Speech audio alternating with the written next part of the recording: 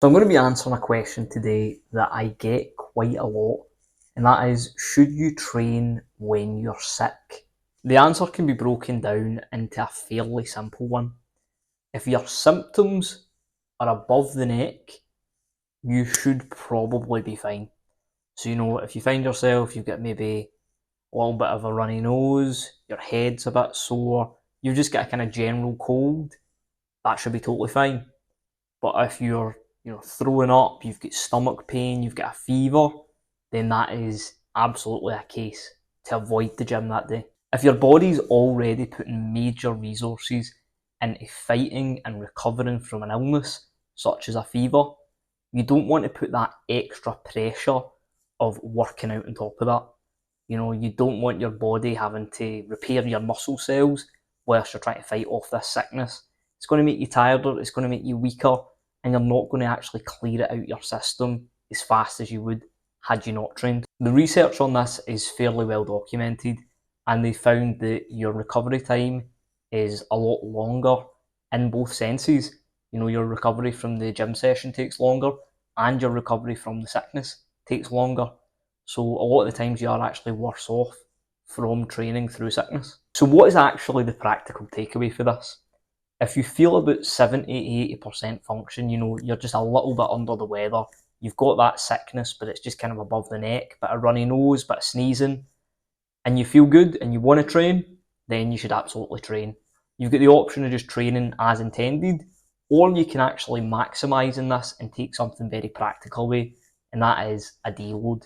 The deload is going to allow you to maintain the muscle mass, maintain your strength. You're going through, say it's a squat day or something like that, you're going through the biomechanics of the squat, you're practicing the squat, you're keeping the skill of squatting fresh in your head. The time that it actually takes to lose strength and lose muscle is quite long, especially if you're actually training with reduced weights. And you can have a lot of benefit from a deload if you've been in a kind of block of overreaching. You've maybe been training quite hard for a long time, you've been doing a lot of volume, a lot of intensity, a lot of frequency in your training, and you kind of hit this wall of sickness. Sometimes that deload can actually be a good opportunity for super compensation. This is where we basically train ourselves right down into the weeds, and you kind of feel quite crap because you're training so hard. You take an easy week, and then when you come back, you maybe bounce back or PR. Now, obviously, there's a very common thing in the kind of zeitgeist at the moment that a lot of people aren't training hard enough and that no one really overtrains. And that may be true, but if you're the type of person that is worrying about whether or not to go to the gym when you're already feeling unwell, you're probably more likely to be in the camp of someone that trains seriously and trains hard. So for you, it may be worthwhile, the worst case scenario, you don't lose any strength, you keep the movement patterns fresh in your mind, and you can come back next week when you're not sick, when you feel recovered, and hit the previous weights that you're hitting. Or best case scenario, maybe you are a little bit overreached, maybe you're a little tiny bit overtrained, and this break or this deload will actually do you some good so that when you come back, you're hitting weights that you've never hit before. I would say practical guidelines for a deload is basically just cutting the volume, probably about by 33%. So if you normally do three really hard sets, maybe just do two, and maybe as well scale back a little bit of that intensity. Anywhere between 10 and 30%. Take that off your usual working weight and perform it for the normal given reps. Maybe you do something like an AMRAP when you work out, as many reps as possible in a set. Maybe just push for the minimum target. Keep yourself moving some way. It will be stimulating to an extent, but not so much so that it's going to actually impact you recovering in any sense. It will be enough for you to kind of retain function, because that's what the goal is. I think sometimes as well, we do need to be considerate of others. If you're extremely sick and you're in a very public gym and you are, just, it is flowing at your nose, you're coughing and spluttering all over the place, you can't control it. You maybe think, does that person really want to use that machine after you? I went to a gym and I have trained in the gym when I'm sick. Don't get me wrong here.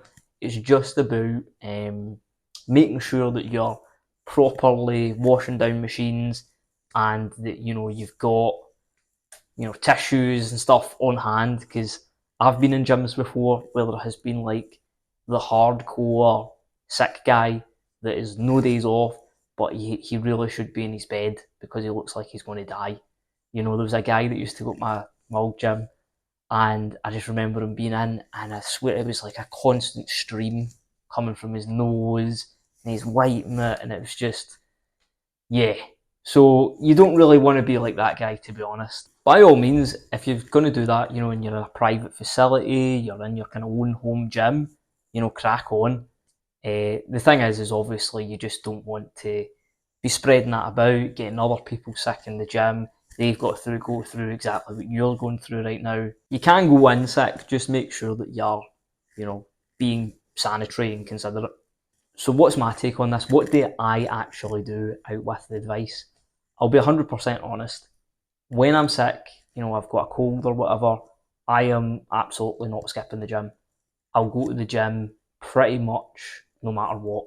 Now, if I've got like a fever or a flu or something like that, if I've got a risk of me being sick or anything like that, I'm not going to be training in the gym. Also, not lie, I did give all that advice about how to take a deload, why you should deload when you're sick.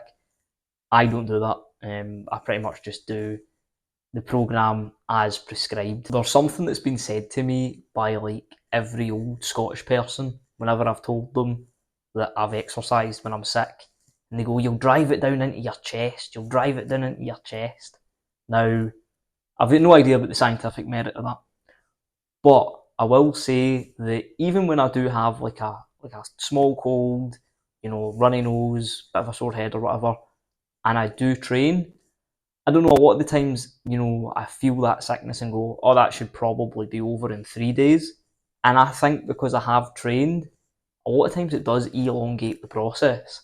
Even on very kind of minor stuff, I think that you do kind of, if you're training hard during having a cold, it does kind of just upgrade that level. If it's something that should be out your system in 3 days, you train hard over that 3 day period, it's probably going to be there for a week. And that's just kind of my own anecdotal experience. So, keep that in mind, because maybe taking that short break will actually have things over and done with, that you can get back to proper hard training quicker by just stopping for a small, short while.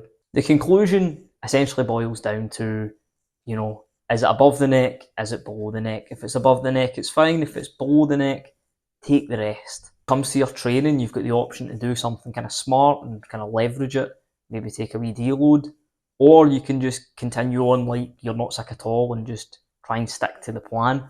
Both of those are fairly valid options. I think this is one of these questions that I see come up very often, and to be honest, it's genuinely not that deep. Whatever you choose to do, your gains, your strength, it's all going to be fine. It's a small bump in the road. Don't try and catastrophize it. You will be okay, whatever you choose to do. So let me know down below, what do you do when you're sick? Do you train? Do you give it a bye? Or do you do something in the middle? Did you find this video helpful? Is there anything that you disagree with? And if you liked the video, please like the video. Subscribe, clicking the bell notification so you can stay up to date on the latest one.